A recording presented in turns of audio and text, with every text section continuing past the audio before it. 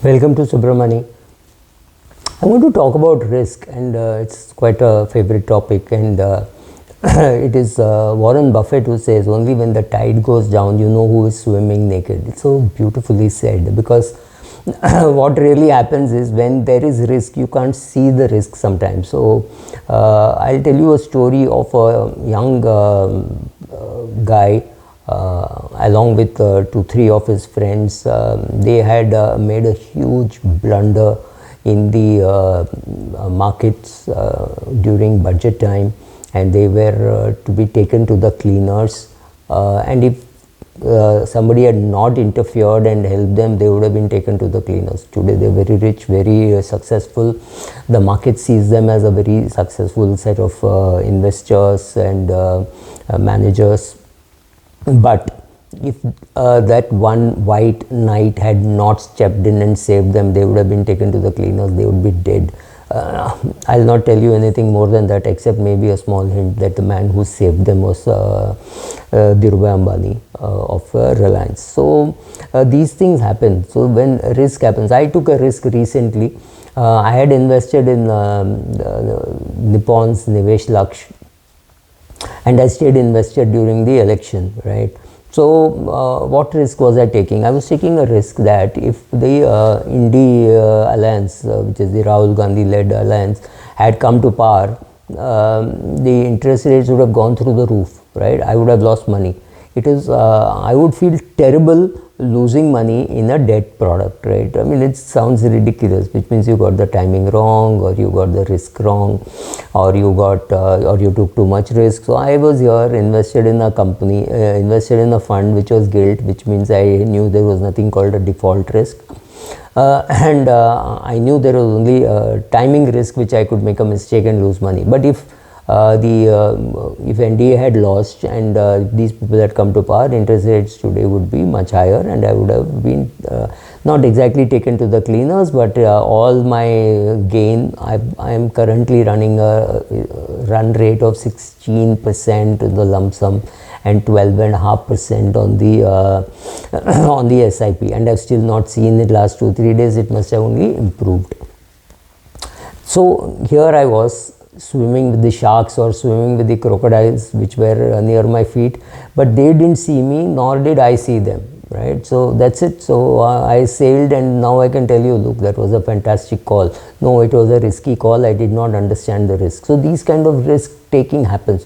So one risk which I am making this video to warn you about is not to use short-term funds to fund your long-term needs.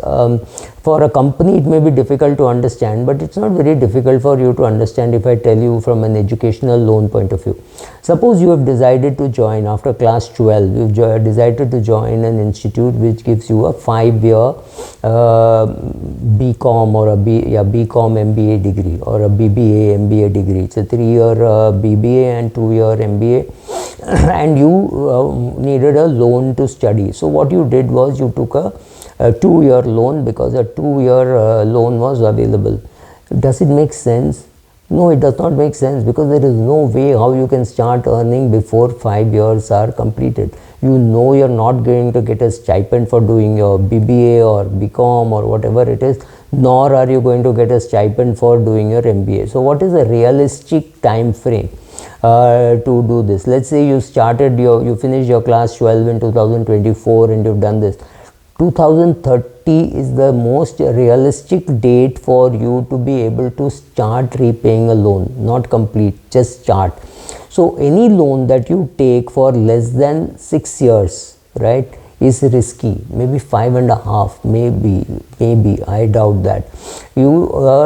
What should be the features of this debt? The rate of interest should be fixed, right?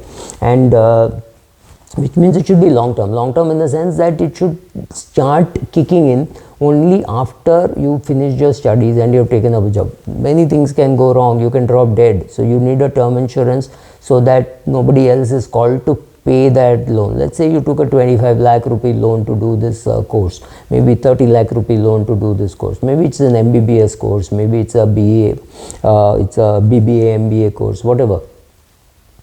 And so it should cover the duration. It should not be halfway through you're looking how to repay or how to refinance. Should I borrow from the State Bank of India to pay off an HDFC Bank? Should I borrow from HDFC Bank to pay off an ICICI Bank? You cannot be doing this during your student days, and you knew that there was going to be no cash flow. So it has to be enough to cover the term.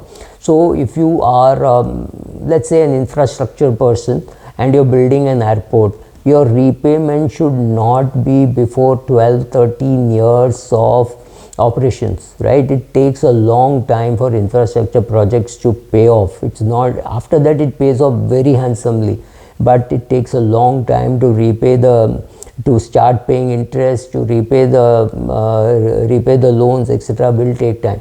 It takes 3-4 years for the airport to be constructed, for the businesses to start, right? So you cannot fund it with anything less than a 12-year loan. Similarly, your education cannot be funded with anything less than a 6-year loan. Ideally it should be low interest rate, but interest rate is a given for you. You don't have too much of a chance to negotiate. Maybe an infrastructure project can go and borrow from Japan, borrow in Europe, borrow somewhere else where interest rates are less. That's not a choice which is available for us. So you take the rate that is given to you. Preferably go for a fixed rate, because in case of a floating rate, when it falls it's fun, but when it goes up it can just go up unendingly, right? So be careful about that.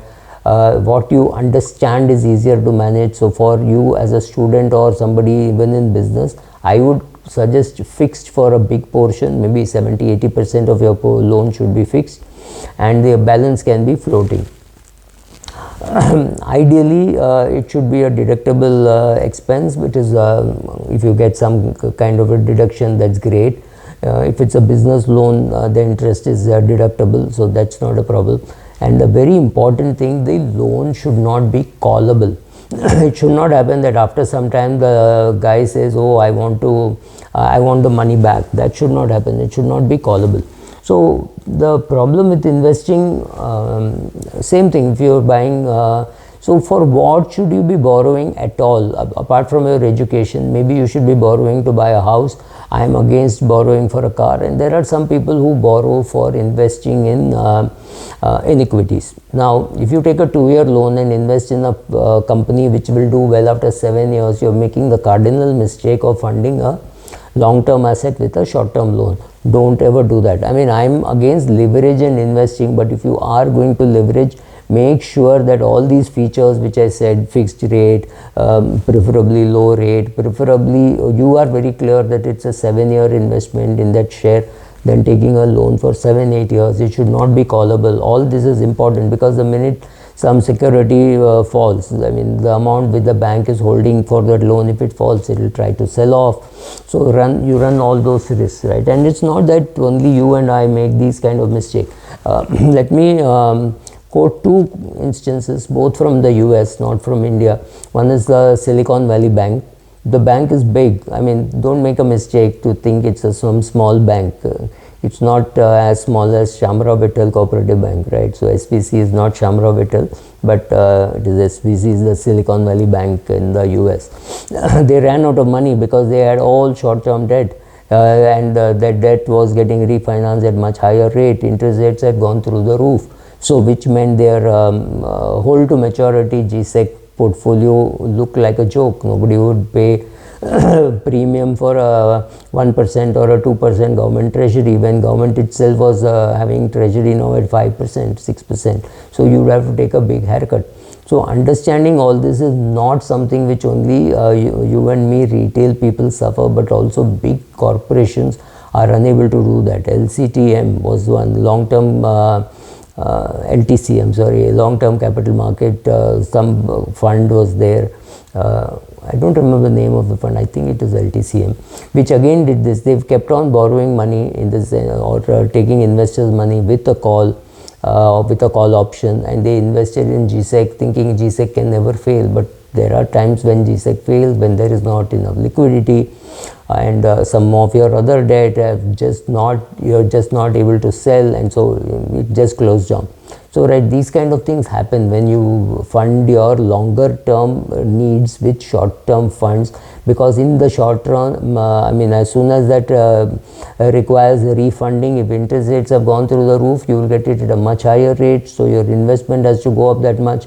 Your investments don't go up, so then you take more risk to cover the cost of funds, right? All these are not great signs of a good investor, right? So be careful about what you are doing. Understand that funding your long-term needs with short-term funds is not a very sensible thing to do. Thank you.